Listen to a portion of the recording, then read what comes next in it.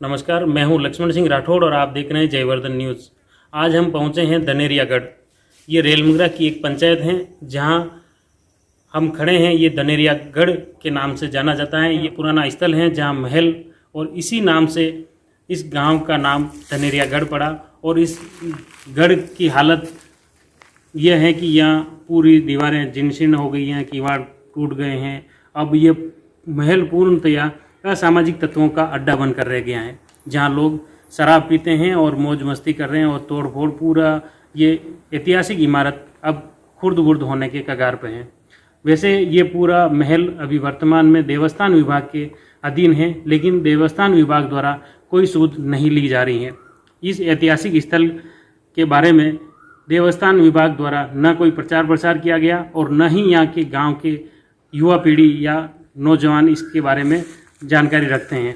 राजस्थान के राजसमंद, उदयपुर व चित्तौड़गढ़ जिले की सरहद पर स्थित धनेरियागढ़ गांव के इतिहास की अनूठी कहानी है। इस गांव के बीचों बीच छोटी सी पहाड़ी पर एक भव्य किला बना हुआ है, जहां से पूरा गांव दिख जाता है। इस किले का निर्माण करीब 350 वर्ष पहले राजसमंद में महाराणा राज सिंह के कार्यकाल में हुआ था।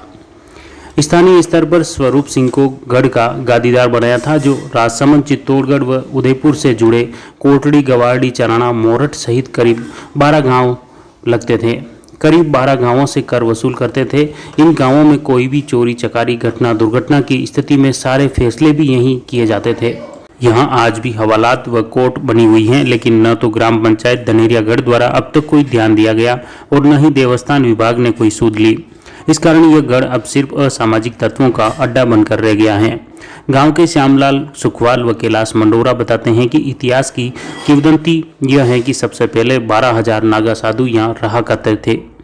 तब यहाँ 350 धूणियाँ थी। फिर औरंगजेब के शासन में इन सभी नागा साधुओं की हत्या कर दी गई। उसके बाद दन्ना गुजर द्वारा इस गाँव को बसाया गया, लेकिन उनके कोई संतान नहीं होने से फिर यह गाँव उजड़ गया। तब गुर्जर समाज द्वारा बेरूजी के भव्य मंदिर का निर्माण कराया गया था, जो आज भी विद्यमान है और अब मंडोरा समाज द्वारा उनकी पूजा अर्चना की जा रही है। फिर खरवाना जाट समाज के लोग आकर यहाँ बसे, मगर उनके परिवार का भी विस्तार नहीं होने से दोबारा यह गांव उजड़ गया। उनके द्वारा भी खरवाना बावजी स्थानक की स्थापना की गई थी, जो आज भी विद्यमान है।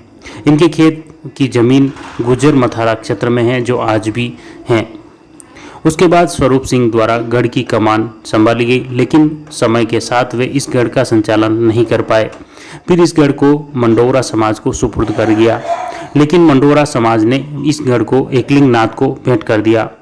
फिर लोकतंत्र में यह मंदिर फिर सरकारी हो गया और अब ग्राम पंचायत धनेरियागढ़ ही इसके मालिक हैं। आज भी यहाँ की युवा पीढ़ी धनेरियागढ़ के इतिहास से बेखबर है। ग्राम पंचायत भी चाहे तो इसे हेरिटेज होटल के रूप में विकसित कर सकती हैं, जिससे पर्यटकों की आवाजाही भी संभव है। इस तरह ग्राम पंचायत के निजी आय का बड़ा स्रोत भी बन सकता है और गांव को पहचान दिलाने वाले गढ़ का स्वरूप भी निखर सकता है।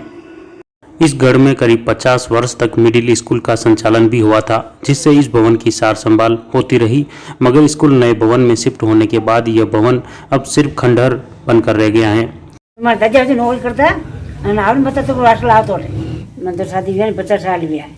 तो जदयू यो खंडहर स्कूल चार तो 5 तक बच्चे बनता। कतरा टाइम चाल्यो स्कूल चाल्यो मुआ पढ़ने जती 40 जो 4 साल बंदी। हाँ बस खंडहर ही पड़ियो। अब आजकल ताला थोड़े धीरे राखे जो लोग बाग राखे ने कति दास पंचा भी कति दास ताला लगाए बेचारे तोड़ना के लोग बाग। अब कोई सिगरेट पिया जावे, कोई दारू पिया जावे, ऐसा कर मिले तो वो सरदार से मतलब ठाकर नहीं चलियो। हां मंडोरा महाजन होम दी दो પછી અણવ नहीं ચાલ્યું જાણા एक लिंग जी के भेंट कर दी दो। પછી कि एक राज दरबार तो परा गया, राजा का राज तो सरकारी वे गया। देवस्थान विभाग ने केवा तो इन ले तो वे के अतरो जीर्णदार को खर्चो मांगने के नहीं पंचायत करो। तो बाणियो पंचायत के अंडर में बच्चा पढ़ता पहले तो पहले स्कूल बाणियो पढ़े पहले स्कूल चलती नहीं 50 साल तक 5 तक नहीं 8 तक चले स्कूल 8 तक चले। अब पंचायत की क्या मांगे नहीं जा रही हो, देवस्थान विभाग के मांगे नहीं जा रही हो। दरबार जरूर आवे के मुँह कब्जो करूँ। दरबार कब आवे कब्जो करे तो दरबार ने क्यों था कि डॉक्यूमेंट्स में तो लिया कैसे दरबार ये अरविंद सिंह थी क्यों बाड़े में कोई है थकने के डॉक्यूमेंट्स भी ठाको भी तो सही बात है। कि डॉक्यूमेंट्स में करने के कहीं नहीं कोई ऊट निकाले कोई भी राजपूत आन के देगा मारो थने को बिन दे देगा बागे बमर जी मेलाना खूब कोशिश की थी देवस्थान भाग में देवा बागे तो पुरानो देखो स्वरूप सिंह जी राजा राय सिंह जी के टाइम को है राज सिंह जी राजा राय सिंह जी हाँ बड़ी समय में को निर्माण हुआ धनेरिया धनाबा गुजर ने बसाया फिर ये जो गुजरों का खोज गया और उसके बाद में फिर बाद में जाटों ने कब्जा किया तो गुजरों के आज भी बेरू जी हैं जी ये मंडोरा सेवा कर रहे हैं ये बेरू जी अच्छा और बाद में जाट थे खरवाना जाट वो आके गांव में बसे फिर गांव उजड़ हुआ गुजरों के समय में गांव उजड़ हुआ फिर जाटों के समय में गांव उजड़ हुआ गांव खत्म खरवाना जाट तो वो खरवाना बाप जी है उधर अच्छा आज भी है दोनों निशानी है और इन सब की गुजरों की जागीरी थी गुजर मतारा अच्छा धनेरिया का ये गुजर मतारा जो वो आज भी है तो फिर और उससे पहले जो धनेरिया था ये 12,000 नागा साधु थे 350 दुनिया थी इस गांव में जो जितने भी यादवों के घर हैं या 350 दुनिया थी जो औरंगजेब के टाइम में उनको उन संतों को खत्म कर दिया। अच्छा गांव धनेरिया ये जो सीमा बंदी ये यहाँ जो पत्थर लगे हुए ये मेरी दुकान पे तरफ देखो ये और उधर एक दरवाजा वापस यही गांव था।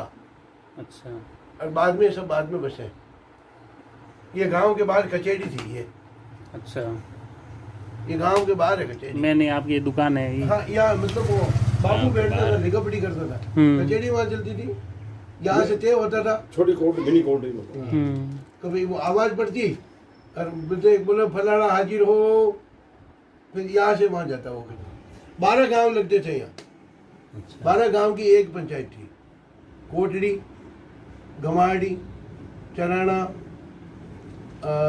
और ये मोरठ वगैरह 12 गांव थे पास में।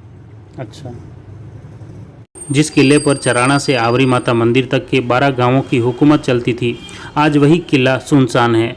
रख रखाव के अभाव में पेड़ उगाए हैं तो अंदर कूड़े कचरे व मलबे के ढेर लगे हैं। किले के चारों तरफ गंदगी पसरी हुई है। दिन में यहाँ सन्नाटा पसरा रहता है मगर शाम ढलते ही असामाजिक तत्व वीरान दुर्ग में पहुँच जाते हैं। दिन में जिस किले के पास से ही कोई गुजरना पसंद नहीं करता वहीं रात में यह किला असामाजिक तत्वों का अड्डा बन जाता है। किला परिसर में शराब की बोतलें पड़ी हैं तो दीवारों में घास व पेड़ पौधे उगाए हैं। अगर ग्राम पंचायत द्वारा ऐतिहासिक महत्व के इस किले का संरक्षण कर पर्यटन की दृष्टि से विकसित किया जाए तो न सिर्फ पर्यटन को बढ़ावा मिल सकता है बल्कि ग्राम पंचायत की निजी आय भी हो सकती हैं।